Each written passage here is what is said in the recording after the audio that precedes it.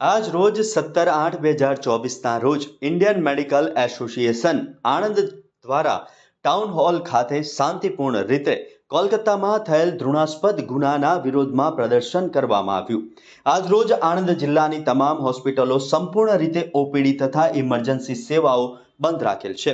આ કાર્યક્રમમાં 750થી વધારે સંખ્યામાં ડોક્ટરો ઉપસ્થિત રહ્યા હતા, જેમાં 250થી વધારે લેડીઝ ડોક્ટર્સ ઉપસ્થિત રહીને તેમનો વિરોધ વ્યક્ત કર્યો હતો.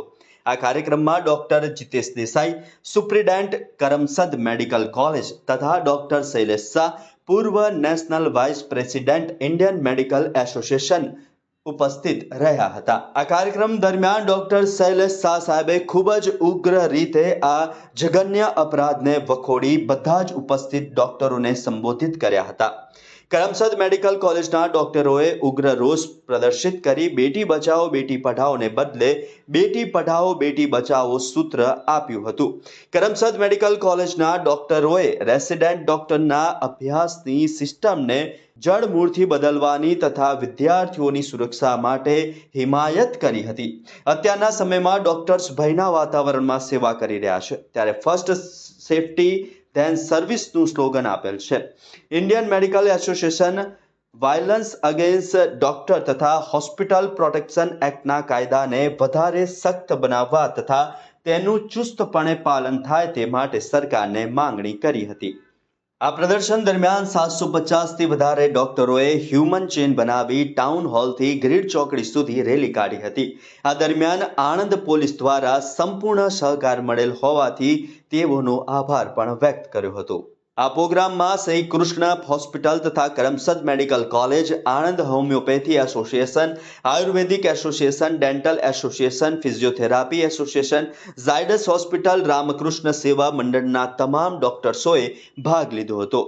તે બદલ ઇન્ડિયન મેડિકલ એસોસિએશન આણંદે તેમનો આભાર વ્યક્ત કર્યો છે. આજ રોજ ઇમરજન્સી સેવાઓ માટે દર્દીઓને Karamsad medical college, Zydus hospital તથા સિવિલ હોસ્પિટલમાં સંપર્ક કરવા માટે જણાવ્યું હતું. આજ રોજ ટોકન હડતાલ રાખી હતી, પરંતુ જરૂર પડે ઇન્ડિયન મેડિકલ એસોસિએશન હેડક્વાર્ટર્સના માર્ગદર્શન હેઠળ અનિશ્ચિત હડતાલ માટે પણ તૈયારી બતાવી હતી.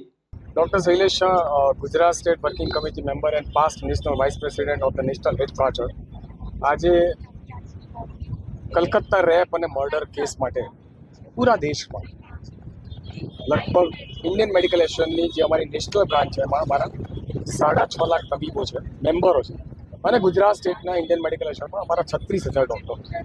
આજે તમામ ડૉક્ટરો આ દીકરીને માટે પોતાની સંવેદના બતાવવા માટે આજે સંપૂર્ણપણે પોતાની ડ્યુટીથી અલગ રહ્યા છે. અમારી માગણી છે કે કોઈ પણ હિસાબે રેપ અને મર્ડર કેસના જે પણ અપરાધીઓ છે આ અપરાધીઓને તાત્કાલિક પકડવા જોઈએ. એની ન્યાયિક પ્રક્રિયા ફાસ્ટ ટ્રેક કોર્ટમાં ચાલી છે. એવું સાંભળવામાં આવ્યું છે કે CBI આ કેસ હેન્ડલ કરી રહી છે, પરંતુ જે રીતે 2 દિવસ પહેલાં 5,000 લોકોનું ટોળું અને હોસ્પિટલમાં ઘૂસીને જે રીતે ડૉક્ટરોને ધમકાયા છે અને જે રીતે ત્યાંના ક્રાઇમ જે સીન હતો એ જગ્યાને જે રીતે ડિસ્ટ્રોય કરવામાં આવી છે એ બહુ સ્પષ્ટ બતાવે છે કે કોઈ મોટો પોલિટિકલ મુદ્દો આની પાછળ ચાલી રહ્યો છે. અમારા ડૉક્ટરોને રાજકારણ સાથે કોઈ લેવા દેવા નથી. અમારું કામ છે અમે સેવા કરીએ, પણ અમે ક્યારે સેવા કરીએ? સલામતી તો અમારી જોડે હોવી જોઈએ. અમારા વિમેન્સ ડૉક્ટરો 36 કલાકની ડ્યુટી કર્યા પછી એ ડૉક્ટર જ્યારે આરામ માટે જાય છે ત્યારે 5 નરાધમો એની પર રેપ કરે છે, એનું મર્ડર કરે છે. ક્યાં સુધી અમે સહન કરીશું? અમે ડૉક્ટરો જ્યાં સુધી વ્હાઇટ કોટ પહેરીને શાંતિથી સરકાર જોડે અમારી ડિમાન્ડ કરી છે ત્યાં સુધી બરાબર છે. 2011માં તમને ખ્યાલ હોય તો નિર્ભયા કેસમાં આખો દેશ રસ્તા પર નીકળ્યો. આ અભયા કેસ છે, એ નિર્ભયા તો આ અભયા છે. વેસ્ટ બેંગાલની સરકાર કાં તો જે પણ ઇન્વેસ્ટિગેશન એજન્સી જો નહીં જાગે તો બહુ જ ખરાબ પરિણામો ભોગવવા એમને તૈયાર રહેવું પડશે.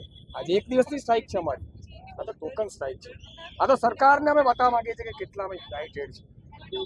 પણ જે દિવસે અમે ટોટલ હેલ્થ સિસ્ટમને જો પેરાલાઇઝ કરીશું તો સરકારને નબળું પડશે, એમાં કોઈ છૂટકો નથી. જરૂર પડશે તો ચલો કલકત્તા નારો પૂરા દેશમાં, પૂરા દેશના ડૉક્ટરો, દરેક રાજ્યના ડૉક્ટરો કલકત્તા ઉતરશે. ત્યાંના ધરણા કરશે, ત્યાંની શેરીઓ ગજવશે. અને જો આનાથી પણ અમારી માંગણીઓ હજુ પણ પૂરી કરવામાં નહીં આવે, અમારી સૌથી પહેલી માંગણી એ છે કે અમને રક્ષણ આપો. વાયલેન્સ અગેન્સ્ટ ડોક્ટર્સનો જે કાયદો છે, જે સરકારે પાસ કરેલો, ઇવન 2019માં કોવિડમાં આપ લોકોને ખ્યાલ હશે કે કેટલા બધા ડોક્ટરો પર એટેક થતા હતા, ત્યારે સરકારે પણ આ કાયદો લાવ્યા હતા. પરંતુ એ કાયદાનું જે ઇમ્પ્લિમેન્ટ અત્યારે પણ કોઈ ડોક્ટરને જ્યારે મારવામાં આવે છે અને જ્યારે પોલીસ ચોકીમાં જાય છે, ત્યારે એ મારનાર વ્યક્તિ 2 કલાકમાં જામીન પર છૂટી જાય છે. અમારે આ કાયદો નોન બેલેબલ બેલ સાથે છે કે એને કોઈ પણ જાતના જામીન મળવા જ ના જોઈએ. અને જો અમારી અહીંયા પણ માંગણી નહીં અટકે તો 5.5 લાખ ડોક્ટરો રસ્તા પર ઉતરીને વેસ્ટ બેંગાલમાં પ્રેસિડેન્શિયલ રૂલની અમારી જે માંગણી છે એ અમે કરીશું.